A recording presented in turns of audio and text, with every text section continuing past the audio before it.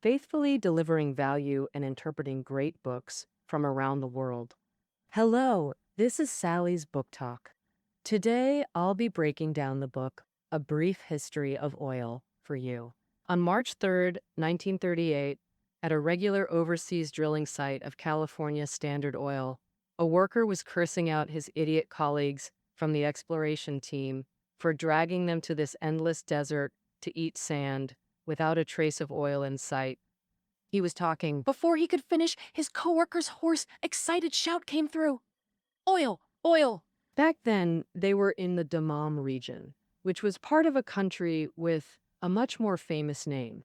Saudi Arabia, founded in 1932, was just a tribal state relying on pilgrimage economy. The transformation that oil would bring to this nation and the world's fate was about to kick off. The author of this book is Vaclav Smil, a Canadian science writer. He's a fellow of the Royal Society of Canada, won the AAAS Public Engagement with Science Award, first non-American to get that honor, and he's the writer Bill Gates kept bugging for more work. Today, we're diving into his A Brief History of Oil. In this book, Smil dives deep into oil's huge impact as a world-changing black stuff on politics, economy, environment, and more. The book covers 27 topics, showing from all angles how oil sparked a whole new world. My talk will follow oil's growth path, split into 3 parts. Part 1, how oil became part of our lives. Part 2, what has oil affected? Part 3, looking ahead to oil's future. First up, Part 1, how oil entered our lives. We'll go through this in a straight line based on the oil industry's evolution, covering 5 key areas. We'll explain from oil formation, exploration, extraction, transport to refining. Starting with Part 1 now. Oil formation. Word-wise, oil comes from an ancient Persian word, naft, meaning underground flowing black liquid. The earliest Chinese name for oil was in Dream Pool Essays by Shen Kuo, a Northern Song Dynasty scientist. So, what exactly is oil? Well, oil isn't a simple element like gold or copper. It's more like coffee with sugar and low-fat milk, a mix of various hydrocarbons and other bits. Most folks know common refined oil products like gasoline, diesel, and plastic stuff. Regarding the origin of oil, the mainstream view is that it forms from ancient organic biomass in sedimentary environments like oceans or lakes through a long, continuous process. Picture this. 500 million years ago in a lake, a thick layer of organic biomass settled at the bottom, mostly dead aquatic plankton and plants. After initial degradation by microbes, most turned into CO2 and went back to the atmosphere, while a small part settled in oxygen-starved mud at the lake bottom, fermenting into the early form of oil. After in the 5th CO, with kerogen, as it piles up, pressure and temperature keep rising.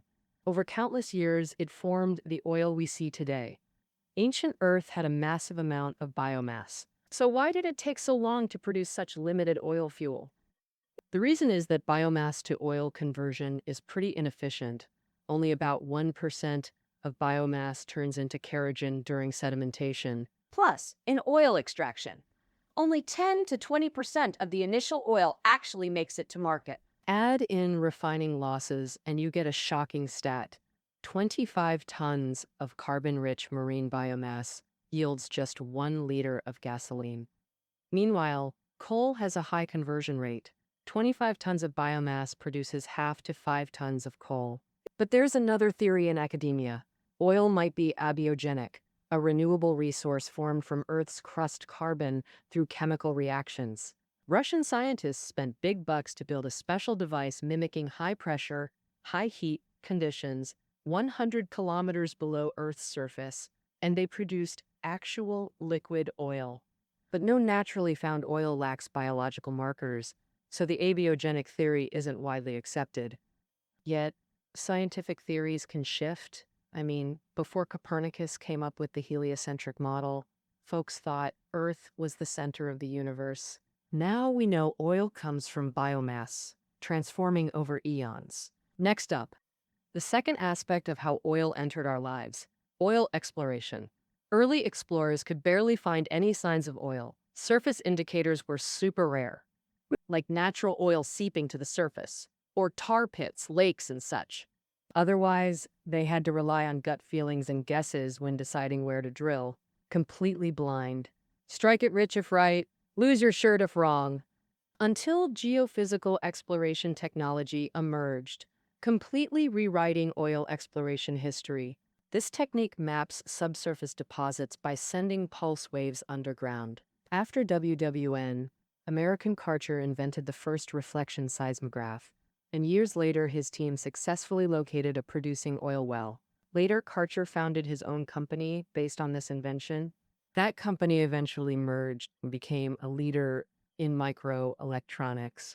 Texas Instruments, where Morris Trang, founder of TSMC we all know, started his career. With vacuum tubes and transistors, reflection seismographs became increasingly sensitive. Meanwhile, oil exploration's massive data needs became key drivers for new hardware and complex software development. Today, advances in seismic tech, computerization, data processing, and 3D imaging let us find commercially viable oil on every continent. The author notes an interesting pattern about major oil basins. They cluster either in Indonesia, extending to the Middle East and North Africa, or along the American Cordillera Mountains, including the Gulf of Mexico, Venezuela, the US, and California. Oil field sizes follow extremely uneven distribution. A few supergiant fields hold most recoverable oil, with the top 5 alone accounting for nearly a quarter of global reserves. The number 1 and number 5 supergiants are in Saudi Arabia, the others in Kuwait, Mexico, and Venezuela's Persian Gulf region, which holds over half of all supergiant fields. 5 of the top 10 oil reserve countries are Middle Eastern, showing its dominance. But surprise! The country with the world's largest reserves isn't in the Middle East. It's Venezuela, at over 17% of global oil. But why hasn't Venezuela become as wealthy as Saudi Arabia? Actually, Venezuela, like Canada, which ranks third in oil reserves, has poor quality oil that's harder and more expensive to extract, that makes them uncompetitive against Middle Eastern giants like Saudi Arabia, hence their low profile. Now, with advanced exploration tech, we can map oil distribution in the Middle East, North America, and offshore areas without drilling a single hole. Next up, the third aspect of oil entering our lives: extraction. In the 1850s, humanity entered the oil age as pyramid-shaped derricks sprang up everywhere. But note, the world's first oil drilling wells were in ancient China, where percussion drilling was invented. Originating in the Han Dynasty, Sichuan locals used percussion drilling for natural gas, transported via bamboo pipes for salt production. It wasn't until the late 19th century that this ancient Chinese tech was modernized. In 1895, the first rotary drilling rig debuted at Corsicana oil field in Texas. Then began a century of continuous upgrades to drilling technology. From human power to machines, from simple iron bits to tungsten carbide tricone bits, drilling deeper and more efficiently. Later, diamond. Yep, the gem was used in drill bits to slice through ultra-hard rock layers. Fun fact, only 20% of global diamond output goes to jewelry. Most gets used in oil and gas and mining drilling. As bits improved and drilling accelerated, we reached deeper reservoirs, pushing max depths steadily upward. In the late 1800s, max depth was just 300 meters. By the mid-1900s, it surpassed 6,000 meters. Now, with massive rigs, we finally extract barrels of flowing black gold. Just 2 steps left before it enters our lives: transport and refining. First, let's cover oil transport, the fourth aspect of its journey to us. Oil transport happens 2 ways: by land and by sea. For long-distance land transport, huge steel pipelines do the job, way safer, cheaper, and faster than other land options. Since 1878, big oil players like the US and Soviet Union built pipeline networks spanning their whole countries. If oil's the blood of industry, pipelines are the dense capillaries constantly feeding power to steel giants. Sea transport uses giant tankers crossing oceans, perfect for long hauls. For global oil trade, the biggest tankers carry over 560,000 tons, while regular ones handle 200,000, 300,000 tons. Tankers aren't as safe as pipelines, but still offer cheap transport. Nearly all exported oil worldwide moves by tanker these days. Now, oil flows constantly from producers to consumers through tankers and pipelines. So, next up, the final step of oil entering our lives. Oil refining is basically a value-adding process. It involves complex physical and chemical processes, hydrogenation, reforming, isomerization, cracking. Sounds wild, right? Actually, it's like cooking. Mix ingredients with seasonings, apply heat, and boom, you've got a dish. Similarly, refining uses heat, pressure, and catalysts to turn crude oil into different products for us. Gasoline, diesel, and jet fuel, with their unique burn properties, power all kinds of engines. Leftover liquids become fuel oil for heating homes. The final residue turns into asphalt, softens when hot, hardens when cool, making it construction's go-to material. Refining remains the most energy-hungry step. Sea transport eats just 1% of crude, but refineries gulp about 10%. That's also, oil refining requires huge land areas. Since it produces highly flammable gases and liquids, processing and storage need extra safety gear. Plus, refineries need spacing between units, meaning a large plant producing 500,000 barrels daily requires at least 1,000 hectares. In 2017, the U.S. led global refining output, with China and Russia second and third, Russia's output being nearly half of China's. Among oil giants, ExxonMobil topped the list with 5 million barrels daily. Second place went to China's Sinopec Group. That concludes the 5 steps of how oil reaches our homes. From oil forming underground over eons, to us detecting it, drilling it up with derricks, shipping it worldwide on tankers, and refining it into usable products. Or ancient energy transforms through complex changes, re-emerging in new forms to shine again. Truly an amazing journey that leaves us in awe. Actually, humans started using oil way back before Christ. But though discovered long ago, oil remained a supporting player in humanity's energy story. Compared to steady burning, easy-to-use coal, oil never really shone until later. It wasn't until the late 1800s, during the Second Industrial Revolution, with its advanced machinery, that oil began transforming the world. Now for the book's second part. What impacts has oil had on society and civilization? I'll cover oil's global influence through 3 lenses: economy, politics, and environment. First, the initial dimension of oil's influence. Economically, oil's called the blood of industry. Its products, gasoline and diesel, revolutionized transportation, which dominates economic costs. But oil's start wasn't all that revolutionary. Early on, people just used refined kerosene for lighting. And kerosene wasn't the only light source. Soon, electricity replaced it. In oil's early decades, gasoline was just an unwanted kerosene byproduct, too flammable and explosive for use. The shift came in the 1880s when German engineers Gottlieb Daimler and Wilhelm Maybach adapted Nikolaus Otto's 4-stroke design to create the world's first lightweight, high-speed gasoline engine. This engine converted gasoline's heat to mechanical energy through 4 strokes: intake, compression, power, and exhaust.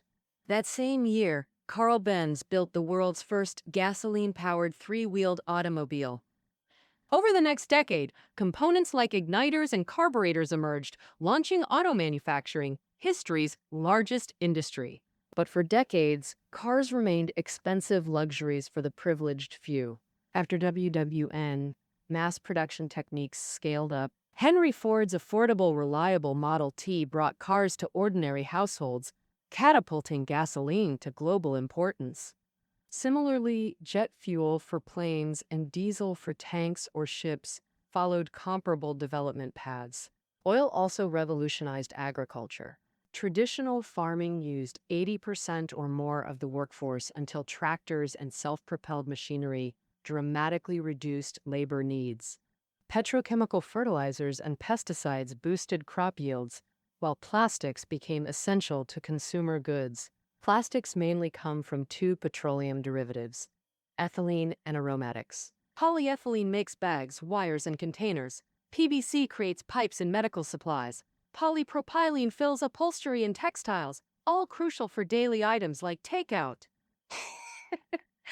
Studies suggest humans ingest about 20 kilograms of microplastics in a lifetime, showing how pervasive plastics have become. Having understood oil's vital role as industrial blood for global economic growth, let's explore its second impact, politics. As a critical non-renewable resource, oil inevitably attracts worldwide covetousness and competition. Over 150 years, oil control evolved through three phases: Standard Oil's monopoly, the Seven Sisters' dominance, and the OPEC alliance. From early multinational monopolies to state interventions, free markets never defined oil's commercial history. Founded by Rockefeller in Cleveland in 1870, Standard Oil became history's most successful and infamous oil monopoly attempt. Through secret acquisitions and railroad deals, it monopolized America's entire oil market within 2 decades. But prosperity ended when the 1890s Sherman Antitrust Act led to U.S. government lawsuits, splitting it into 30-plus companies. The breakup sparked an oil giant renaissance. Mergers eventually formed the Seven Sisters, oil majors from Britain, Netherlands, US, Italy, and beyond. These firms controlled every link of the global oil chain. In the 1950s, disruptors emerged as Middle Eastern supergiant fields entered the market, culminating in OPEC's 1960s rise. The five largest producers sought to control their own destinies. Thus, in 1960, OPEC launched a nationalization wave, seizing multinational assets in Saudi Arabia, Iran, Libya, and others. Suddenly, the Seven Sisters realized times had changed. OPEC's clashes with Western powers peaked in the oil crises. In 1973, Israel defeated Egypt in the Sinai War. With U.S. backing, Israel appeared unstoppable to Arab nations. So 6 Arab OPEC members announced price hikes and banned oil exports to America. The next year, oil prices quadrupled. After that, the U.S. and European countries finally compromised by dropping their pro-Israel policies. But it still caused a 4 to 5% GDP drop that year. OPEC showed the world the power of using energy supply as a weapon for the first time. In 1990, Iraq invaded Kuwait, triggering the third oil crisis. Seeing vast oil resources about to fall into Saddam's hands, the U.S. intervened directly with the Gulf War, crippling Iraq. Energy has always been pivotal in superpower games, causing countless political upheavals and geopolitical crises. In this dark forest, whoever lights the fire first faces cold blades and deadly blows from all sides. Now, we've roughly covered oil's political impact on Middle Eastern nations and the global landscape. Now for oil's final global impact, the environment. Oil spills and toxic gases from burning oil cause irreversible damage to Earth's ecosystems.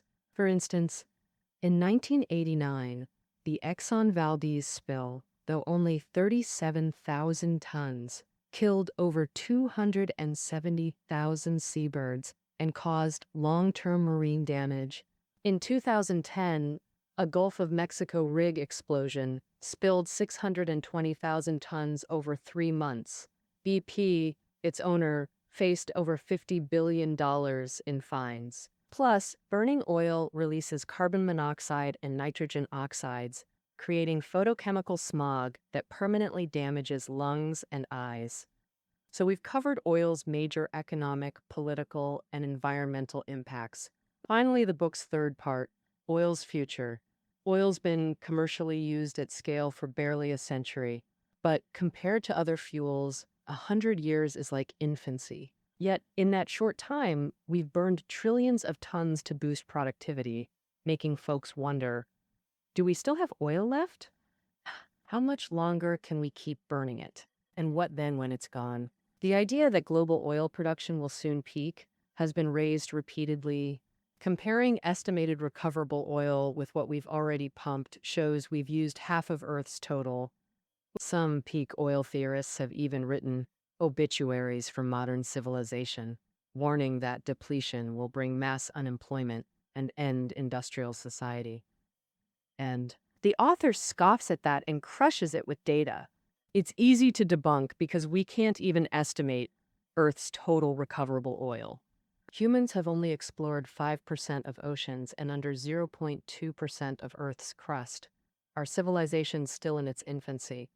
Just in oil exploration, proven reserves are maybe 30% of total oil, so there's plenty left. But humanity never stops seeking better energy alternatives.